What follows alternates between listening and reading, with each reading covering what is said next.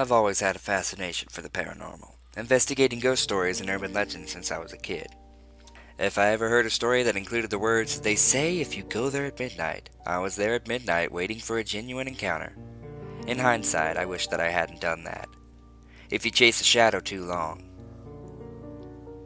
you're bound to find the caster. Trust me when I say this, you don't want to know. Yeah, I know, that's how these stories usually begin. Please don't read this, or I don't care if you believe me. It piques your curiosity, keeps you reading. Well, I'm warning you now, and I want you to listen carefully. You don't want to know. Keep your thrills vicarious. Stay behind your computer monitor where it's safe. You're better off wondering and guessing, because curiosity without discretion is a dangerous thing. I'm going to tell you how I learned it the hard way, and I hope it will keep most of you from meddling too much for your own good. You don't want to find yourself living like me, though I'm not even sure I can call it living anymore. I only hope I can finish this in time, because most of the time I have these days doesn't belong to me. There have been so many myths, tales of gods and demons, spirits, and creatures of worlds beyond our own. The old stories changed over time, and beliefs changed with them, yet somehow mankind has always feared and worshipped the same things. Psychologists see it as a need of closure. They say we fear the unknown, and we would accept anything to make sense of the world, even if it means believing in a total fabrication. But everything has a rational explanation, right? We live in a secular age, so that's the assumption. Then again, they also say that where there is smoke, there is fire. When I heard and read all of these stories, I came to question what society told me. Could they all really be the superstitions of ignorant primitives inspired by firelight paranoia and mind-altering substances? Or were these truly things to be feared, even before the songs and legends? That's what I wanted to find out, so I buried my nose in mythology books and ghost stories, and kept my ear to the ground for urban legends. I explored them all. Well, all the local ones anyway. I tested everything from the ghost ship of the Hudson River to the infamous Bloody Mary. Every search, however, a disappointment. But it never discouraged me. It was a great hobby, and I still went through the motions just for the thrill. As I had come to expect, I never exactly struck gold. That is, not until the night of the Blackout at 3rd and Main. It was the night of spring break after a long and grueling semester. Most of the other students migrated to Manhattan for loud, obnoxious parties. My small group of friends and I, on the other hand, preferred peace and quiet. Apparently, peace and quiet on that particular night meant a trip to a lively Irish pub called Piper's Kilt. Don't ask me what the hell we were thinking, I couldn't tell you. That's where I met a drunken old immigrant by the name of Tom. Tom was a strange man, which made the conversation all the more entertaining, even if we did have to shout over some surprisingly upbeat song about a sinking ship. Over the customary pint of Guinness, I told him about my little hobby, and he told me a story that I now wish that I'd never heard. He said that Irish tradition runs far deeper than its Catholic roots, and he told me about the long-held Celtic legends of the Fae. He told me of the Banshee, of the Fomorian giants, and of the leprechauns. To that last one he added, "I'll have you know that they aren't the little people you've been told of, Sonny Jim." Aside from the conversation, the audience participation folk songs tend to grow on you once you're good and buzzed, and we stayed longer than I'd expected. After a few more rounds, the night ended just as one would expect, a sobering visit to a terrible diner with terrible coffee. A dear friend also made it a point to get hammered beyond the point of no return, and I had to drive him home so he wouldn't end up parking his car in someone's living room. I slept on the couch with the intent of taking him to pick his car up in the morning.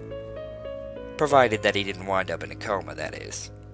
Now, I'd have been a hypocrite to look down on him. He'd done the same for me in the past, twice. So, after helping him up to his bedroom, nearly breaking my back in the process, I retired to the couch. I passed out after 4 episodes of an I Love Lucy marathon and a couple of annoying infomercials. Ordinarily, after a hearty helping of alcohol, it wouldn't take me so long to find sleep. That, however, was when in my own bed. I never slept well in strange places. Plus, I still had the spirited racket of the old dun cow running through my head, along with old Tom's fascinating stories. I wish those waking hours had lasted. They are the last normal memories that I have, the last memories that I can confidently call my own. A few hours later, well into the hangover I had earned, I woke up to a dark house. Every standby light for every electronic device turned black, including the clocks. I peered through the window behind me, lifted one of the blinds, and stared out across the street. Every porch light had died at some point in the night, and I couldn't see much of anything. I figured a storm must have rolled overhead and killed the power on the block, but I'd slept through louder things on nights like this. I was ready to write it off and go back to sleep, but then I looked at my watch. The second hand ticked just past midnight, then slowed to a stop.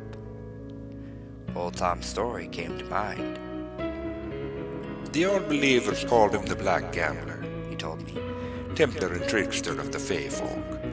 The greedy for wealth and power bartered with him their souls, calling him on the darkest midnight hour, and he came as a dark man at the crossroads. It could have been a coincidence, sure. Most people probably would have ignored it. I, however, had a tendency to dismiss reason in favor of whimsy. It came with the territory. If ever there were a time to test myth, I wouldn't have found a better one. Of course, I had no expectations as usual. I would take 5 minutes of my time to humor the old man, another 2 or 3 to take a much-needed leak and head back to bed. With that plan in mind, I stepped through the front door and into the night. My first thought was that my previous assumption was wrong. I could smell no rainfall, could feel no moisture on the air, and there were no puddles or wet spots. There had been no storm. That didn't stir me, though. Blackouts can have other causes. More concerning was the darkness and the silence. It felt foreboding and wrong. But I dismissed it like everything else. I was just allowing my mind to play tricks on me, which was all. Just letting myself feel the fear I was supposed to feel. And the feeling subsided a bit when I saw the starlight overhead. That is the meeting place, He told me. Crossroads represent choice and consequence, and that's where you'll find him if he hears your call. So, minding my step in the dark, I approached the nearest intersection to my wasted friend's front porch, and I glanced at the street sign as I stood at the curb. 3rd and Main. I stared at it for a moment before fishing in my jacket pocket for the next step. If you wish an audience with the Black Gambler, you must dig a shallow hole at your nearest corner. In that hole bury a single key. That is the ticket to the space between our world and theirs, the space where he can see you, and he may allow you to see him. Somehow, when I followed Tom's story, I'd imagined an old dirt road in an open field. I'd imagined an old antique key, a heavy thing you might suspect would open a dungeon or an old cellar. It felt ridiculous to make do with what I had on hand, and I hoped this Fey person wouldn't be too particular. Fortunately, I had a selection of useless keys that could have impressed a janitor. I pulled out my key ring and selected a forgotten old thing that probably opened a padlock I'd lost. Part of its silver coating peeled away from the copper base. I removed a hefty clump of my old dear friend's front lawn and placed it beneath, then returned the soil and patted it in. The job wasn't neat, but I doubt he would have cared. He wasn't exactly a proud gardener. Once that key's in the earth, you've opened the door between our world and theirs. Only mortals with dire purpose venture to the land between, so are careful and are sure. Be sure you're ready, lad, and don't step into the road until you are. With a deep, sarcastic breath, I assured myself that I was sure, and took my first step into the road, heading for the center of the intersection. I stood there waiting, with my acquired cynical streak, for 5 minutes. 5 minutes became 10. 10 became 20. 20 minutes became a week, which became 30 seconds, 2 days, 5 months, an hour, 20 years, an instant, and an eternity, before I knew what was happening. My sense of time slipped away as I spiraled into a sudden, seemingly endless nightmare. At some moment in that timeless hell, the trance over me subsided and I became aware of my surroundings again. This was the land between. I had expected it to be a state of mind, some exaggeration of an old druid's meditation, but it was real. That is, if real is an accurate word to describe it. It was unlike any place on Earth, unlike anything I had ever felt. It's hard to explain to someone who's never set foot there, but I'll try. At first glance, it looks much the same as it does in our world. It has the same structures, the same colors, but you know something isn't right. The world is too still, like a rigor mortis snapshot of something that should be alive. There's no wind, no breath of life. It's a world not meant for us. And you come into it deaf and dumb. You feel no heat or cold against your skin. You don't feel the ground beneath your feet, not even the movements of your own body. It's like an unending tomb, a world of stone where you feel nothing and float aimlessly in complete silence. Listen for a voice, lad. That's him talking. You'll know it when you hear it. He sees you. That's when your test begins. Of course I'd know it when I heard it. It would be the only thing I could possibly hear. And sure enough, I did. It was faint, almost not there at all. But I heard it. Under any other circumstances, I doubt I would have called it a voice. No human lips were forming those syllables, and that deep groan was not a sound from human vocal cords. Nevertheless, it was speaking to me. I can't tell you what it said, if anything at all. It was just an acknowledgement of some sort, maybe even a greeting, and it terrified me. You will meet with a great beast, a thing of nightmares, and it will know you better than you know yourself. You will face it, and you will face all of your fears, all the things that ever struck your heart cold, all the things that ever haunted your dreams. But don't run, He warned me. You must not run. To do so will break the right, and to break the right is to insult the gambler. You don't want to insult him, Sonny Jim. I can promise you that. The thing approached, and I felt its rumbling steps beneath my feet.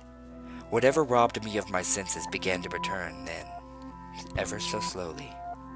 Or perhaps they returned on their own out of some overpowering instinctive necessity. Whatever the case, I would receive the beast with every primal sense fully alert. It emerged from the darkness down the road in a colossal mountain of fur and muscle towering over the dead street lamps, its grotesque form veiled in silhouette. It seemed all at once as a giant wildcat, a hulking bull, and a monstrous bear. And it lowered its face to less than 2 feet from mine. It growled and huffed, its breath like a hot sandstorm stinging my face, and I saw myself in its eyes. I saw myself as it saw me. That is where the true terror began. Old Tom was right. I did face all of my fears, every one of them. The fear of death, the fear of heights, of drowning, of losing my job or dying alone, of accomplishing nothing in my life, and fearing the pressure and the responsibility of leadership, the fear of my creepy neighbor across the hall, of lightning storms and of the dark. Even my childhood fears, once funny in hindsight, came crawling back. The fear of seeing my grandmother for the first time without her dentures, the fear of the monster in my closet, of large dogs, of the school bully, and the fear I once felt when I was separated from my mother in a crowded mall. He'll be watching you, if you pass the test, because most don't. He'll take an interest in you. He'll come to you as a man in a dark cloak, and he'll ask you a question. A choice, one that only you can make. I didn't run, but it wasn't out of bravery. It was because I was frozen in fear, my legs quaking beneath me, and in genuine tears that I hadn't spilled since I was a kid. I no longer needed to take that leak that I'd planned for. I stood there for another eternity, failing to catch my breath for much of it. Then, I saw him staring at me from the corner. He wasn't a man in a dark cloak. He wasn't really a man at all. The tales twist over time through poetic embellishment and mistranslation, so what you hear is never completely truthful.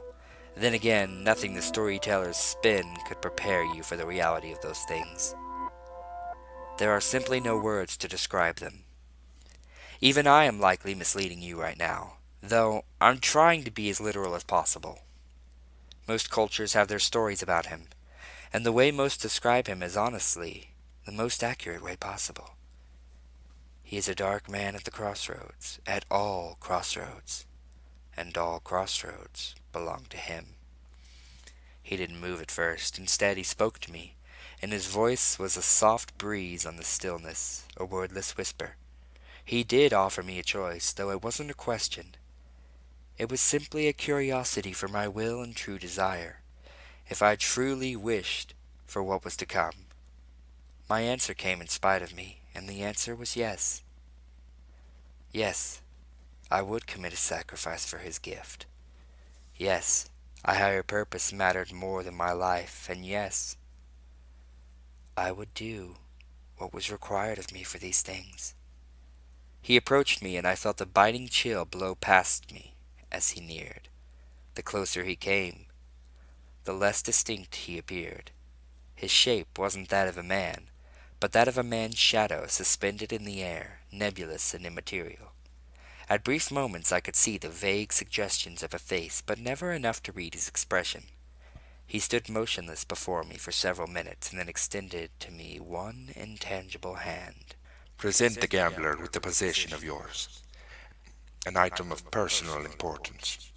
He will turn it over in his hands for a time, understanding its meaning to you, and he will return it to you along with the gift. I had nothing of particular value on me at the time, let alone of personal value. I felt through my pockets until I came upon my old Zippo lighter. An old girlfriend passed it on to me once. She decided to quit smoking. Funny thing was, she picked up the habit again after the stress of the breakup, and she wanted it back. Perhaps for an immature laugh, I decided to hang on to it. That was about the extent of its meaning to me. I didn't love it, but I liked it, and I hoped that that would be enough. He did just as old Tom said, and I swear I saw a smile in those vague moments of his face. In those last minutes, he didn't just examine that lighter. He judged my value, because this was not really a gift. It was an exchange, and after he was certain of his investment, he returned the lighter to me. As he placed the lighter back in my hand, the moment it touched my skin, the world went black. It was in that last instant of consciousness that I wished I had taken Tom's final words seriously.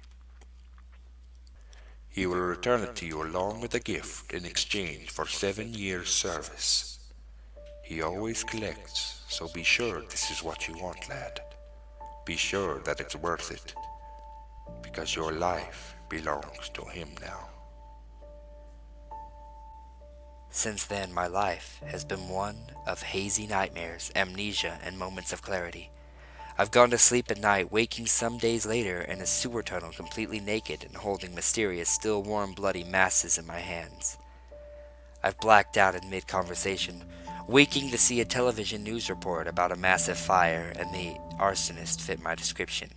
I have faint memories of places I don't recognize, people I've never met, and even places that shouldn't exist. I have torrential dreams of the lands between, standing at my master's side like a pet on a leash. The next time I saw Jack, the friend that I drove home that night, it was at the doorstep of his family home with his wife and 2 children. He looked well, even fit. When I knew him, he was a sloppy, overweight bachelor and had bad luck with women. He'd always worn a ponytail in those days, and he was now balding. He said he hadn't seen me in years, that everyone assumed that I was dead. I begged for his help, and the next thing that I knew, I awoke in a dark alley somewhere, covered in cuts and bruises, holding Jack's bloodied wallet in my right hand.